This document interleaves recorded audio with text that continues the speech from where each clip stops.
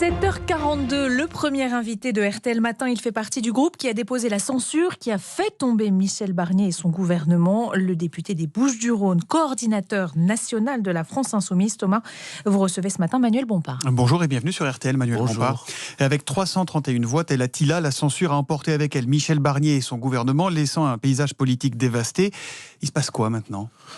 Il se passe que le président de la République a la responsabilité de nommer un nouveau gouvernement et qu'on va voir sans doute dans les prochaines heures comment il compte s'y prendre. Moi, je pense, j'ai entendu ce qui a été dit avant moi sur ce plateau, qu'effectivement, on est face à une situation qui est une situation d'instabilité.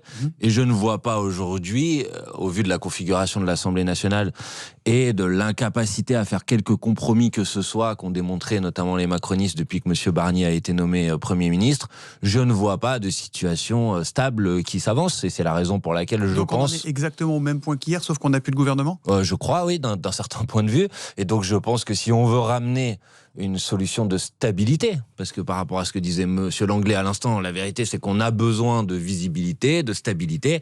Je pense que cette stabilité passe par le départ du président de la République. Je crois que c'est la seule solution pour ramener de la stabilité en vérité. C'est ce qu'a demandé Mathilde Panot, la chef des députés insoumis, dès hier soir. Mais Emmanuel Macron, il a prévu, il a dit « je serai là jusqu'à la dernière seconde de mon mandat ». Oui, c'est pas comme ça qu'on va avancer, si ? Oui, mais vous savez, Emmanuel Macron, quelques semaines avant la dissolution de l'Assemblée nationale, il disait « il n'est pas question de dissoudre l'Assemblée nationale ». Bon, quelques semaines plus tard, il a dissous l'Assemblée nationale. Comment vous voulez le contraindre à partir ? Mais c'est pas moi. Pour le contraindre à partir, j'observe que, au fur et à mesure que la situation se dégrade, il y a de plus en plus de voix qui se rangent à ce qui me semble être la seule option raisonnable. J'ai entendu, par exemple, quelqu'un comme Monsieur Lisnard, dont on peut pas dire qu'il est de ma famille politique, qui est le président républicain, de l'Association des maires de France. Qui dit la solution elle passe sans doute par le départ du président de la République. J'ai entendu Jean-François Copé dire la même chose et les Républicains. C'est votre stratégie en fait depuis le début, c'est le chaos à l'Assemblée, de plus en plus de chaos pour le pousser à partir. Non, moi ma c'est ça le projet politique ou pas ? Non, mon projet politique c'est d'essayer d'obtenir enfin que dans ce pays il y ait un changement d'orientation politique. Ça soit pas le même programme, les mêmes orientations qui soient mises en œuvre. C'est la raison pour laquelle nous avons dit après les élections législatives au mois de juillet, vous pouvez constituer un gouvernement du nouveau Front populaire. Certes, nous n'avons pas la majorité absolue, mais nous avons le plus grand bloc à l'Assemblée nationale. Et nous sommes prêts à gouverner immédiatement dans ces configurations-là, en allant chercher des majorités. Aujourd'hui, vous redites exactement la même chose ? Mais évidemment. Qui à Matignon ? Mais moi, j'ai déjà dit, et je redis, qu'en ce qui nous concerne, la candidate que les différentes composantes du nouveau Front populaire ont choisi en commun au mois de juillet, si Emmanuel Macron veut nommer une figure du nouveau Front populaire, c'est ce nom-là qui s'impose, c'est celui de Madame Castet, puisque c'est celle que nous avons choisie tous ensemble, tout simplement. Sauf qu'on a l'impression qu'on pourra mettre n'importe quel punching ball à Matignon, quelle que soit sa couleur, on arrivera au même résultat.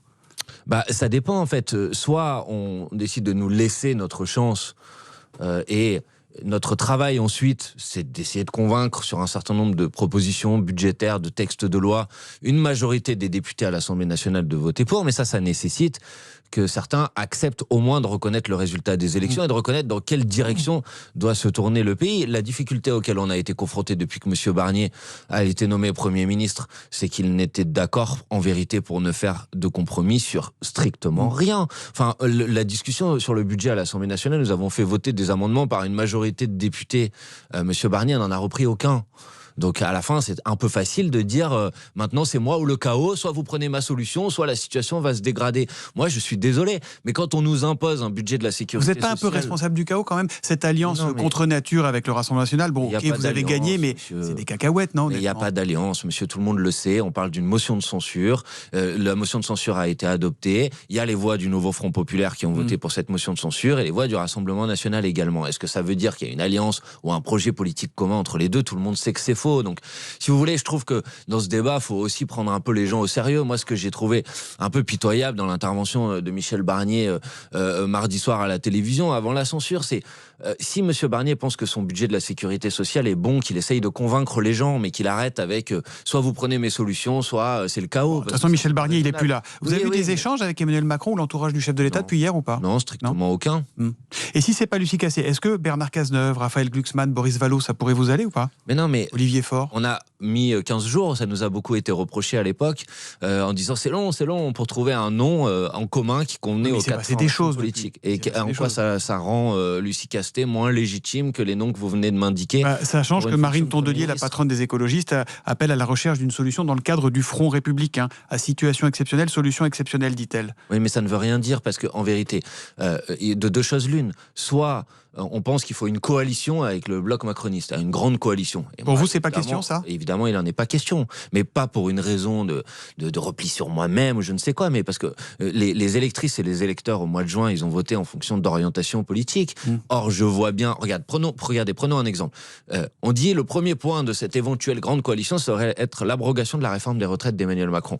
Il y a une semaine à l'Assemblée nationale, il y avait notre niche parlementaire, nous avons déposé une proposition de loi pour abroger la réforme des retraites d'Emmanuel Macron. Les macronistes ont bloqué toute la journée l'Assemblée nationale pour l'empêcher. Vous savez bien qu'une semaine plus tard, ils vont être d'accord avec. Vous savez bien que tous les groupes sans exception, si on veut avoir un gouvernement, vont devoir faire des gestes, des efforts, reculer sur certains sujets.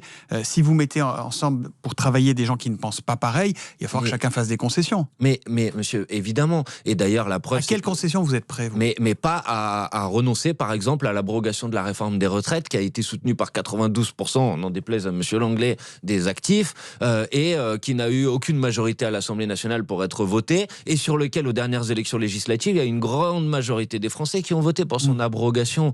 Donc, à quel compromis je suis prêt? J'en ai fait la démonstration dans la discussion sur le budget à l'Assemblée nationale, puisqu'on est parti de la copie de monsieur Barnier. Qu'est-ce qu'il y a comme autre signe de compromis? Mais là, vous me dites, ça fait 3 mois qu'on a Lucie Castet comme candidate, on s'était mis d'accord. On est revenu à tout le programme du Nouveau Front Populaire, rien que le programme du Nouveau Front Populaire. Alors, je précise ce point parce qu'il est répété à longueur d'antenne, alors que c'est assez simple. Si vous avez un gouvernement... Quelqu'un qui l'alimente se plaint quand même. Mais non, mais regardez, Mélenchon. Mais je suis 100% d'accord avec Jean-Luc Mélenchon sur ce point, à partir du moment où on ne déforme pas ses propos. C'est-à-dire que si vous avez demain un gouvernement du Nouveau Front Populaire, sa base gouvernementale, c'est le programme du Nouveau Front Populaire et tout le programme du Nouveau Front Populaire. Et ensuite, puisque vous n'avez pas la majorité absolue à l'Assemblée nationale, vous devez chercher des majorités à l'Assemblée. C'est comme ça que fonctionne la démocratie parlementaire. Comment ça se passe? Vous prenez les mesures de votre programme, vous les mettez dans des textes de loi, vous les faites discuter à l'Assemblée nationale et il y a des amendements. Et c'est comme ça que se construit le compromis. Mais dans notre démocratie, il y a des institutions, il y a une Assemblée nationale, c'est là où doivent se construire éventuellement des compromis. Hier soir, Boris Vallaud, le chef du groupe socialiste, parlait d'une gauche qui doit s'ouvrir au compromis. Vous vous sentez concerné ou pas? Je crois que je vous ai répondu.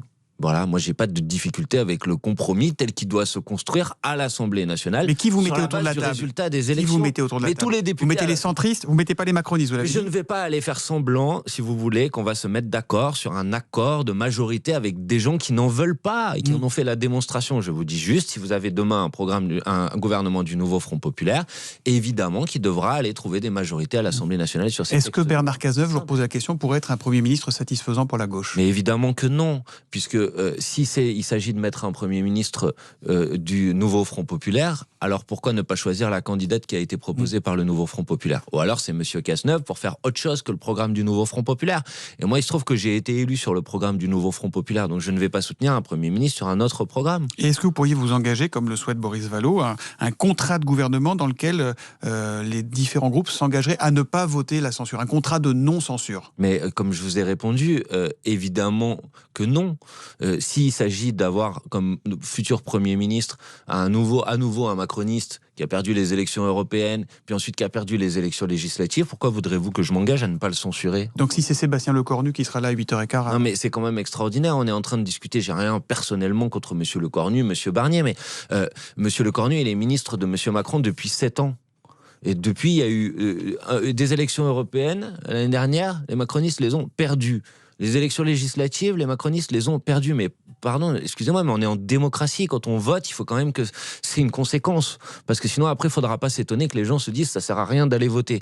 Donc, je trouverais ça totalement ubuesque que la chute du gouvernement Barnier, c'est-à-dire qu'après le 4e de l'élection législative, maintenant, on décide de nommer le 3e. Pardon, dans une démocratie, on nomme le 1er. C'est comme ça que ça fonctionne. Donc, il ne serait pas légitime à Matignon, Sébastien Lecornu? Je pense effectivement que si M. Lecornu était nommé comme Premier ministre, en ce qui nous concerne, nous chercherions à le censurer. Merci beaucoup. Merci à vous, Manuel Bompard.